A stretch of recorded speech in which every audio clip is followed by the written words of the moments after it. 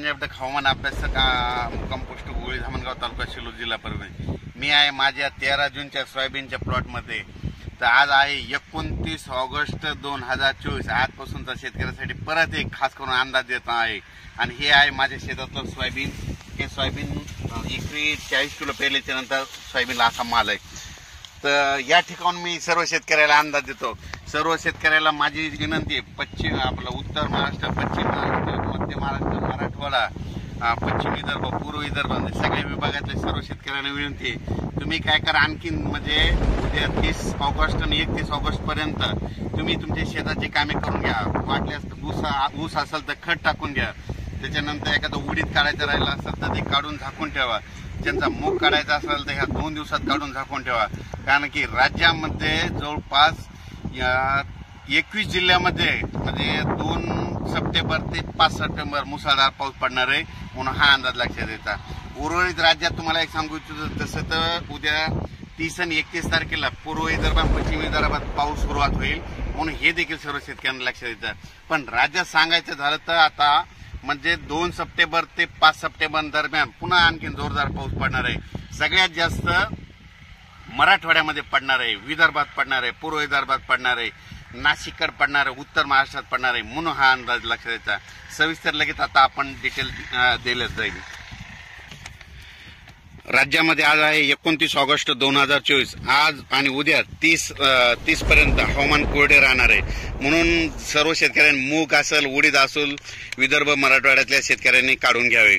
राज्यात सर्व शेतकऱ्याला सांगू इच्छितो 2 ते 6 सप्टेंबर दरम्यान मुसळधार पाऊस पडणार आहे म्हणून हा अंदाज लक्षात घ्यायचा।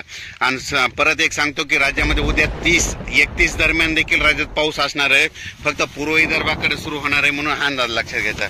पण राज्यात सांगायचं झालं तर आपण तुम्हाला एक माहिती असं म्हणून सांगतो की उत्तर महाराष्ट्रामध्ये खूप पाऊस पडला आणि शेतकऱ्याचं खूप अतोनात नुकसान झालं, काहींचा फायदा झाला। पण त्या उत्तर महाराष्ट्रातल्या सर्व शेतकऱ्याला सांगतो की तुम्ही आज 29, 30 आणि 31 दरम्यान तुमच्या काही भागामध्ये सूर्यदर्शन दुपारनंतर 3:30च्या नंतर पाऊस देखील येईल म्हणून हा अंदाज लक्षात घ्यायचा।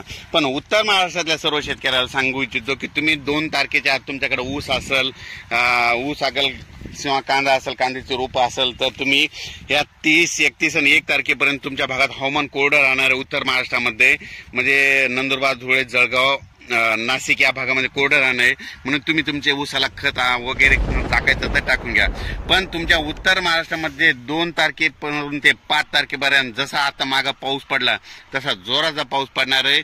पुन्हा गोदावरीला पाणी येणार आहे, पुन्हा ते गोदावरीला पाणी आल्याच्या नंतर पुन्हा ते जायकवाडीकडे पाणी जाणार आहे, पुन्हा जायकवाडीची पाण्याची पातळी वाढणार आहे म्हणून हे अंदाज लक्षात घ्यायचा। आज सांगायचं झालं तर जायकवाडी धरण जवळपास 70% भरलंय। आपण मागच्या अंदाजात सांगितलं होतं की राज्यामध्ये 1 सप्टेंबर पर्यंत 50च्या पुढे जाईल आणि त्याच्यानंतर दुसरा अंदाज दिला की 80 पर्यंत जाईल। आणि सर्वांना आणखीन एक आनंदाची बातमी सांगतो की हे 80 तर आता या 2-3 दिवसातच 80 पर्यंत 78-80 पर्यंत जाईल।